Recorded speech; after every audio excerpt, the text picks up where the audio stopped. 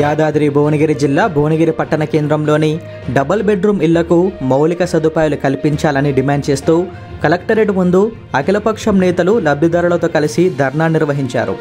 కేసీఆర్ ప్రభుత్వంలో నిరుపేదలు ఆత్మగౌరవంతో జీవించాలన్న లక్ష్యంతో డబుల్ బెడ్రూమ్ ఇళ్లను పంపిణీ చేసింది. ఎన్నో ఆశలతో డబుల్ బెడ్రూమ్ ఇళ్లలోకి అడుగుపెట్టిన ఆ పేదలకు కష్టాలు వెంటాడుతున్నాయి. కేటాయించిన నిధులతో సకాలంలో మౌలిక వసతులు కల్పించి వారి జీవన ప్రమాణాల పెంపునకు కృషి చేయాల్సిన కాంగ్రెస్ సర్కార్ డబుల్ బెడ్రూమ్ ఇళ్ల మౌలిక వసతుల కల్పనపై సీతకన్ను వేసింది. ఫలితంగా బాధితులంతా రోడ్డెక్కి నిరసనలు తెలుపుతున్నారు. కాగా కరెంట్, లిఫ్ట్, మంచినీరు ఇలా పలు సమస్యలతో డబుల్ బెడ్రూమ్ ఇళ్లలో ఉండలేని పరిస్థితి నెలకొందని ప్రభుత్వం వెంటనే చొరవ తీసుకొని మౌలిక సదుపాయాలు కల్పించాలని లబ్ధిదారులు డిమాండ్ చేస్తున్నారు.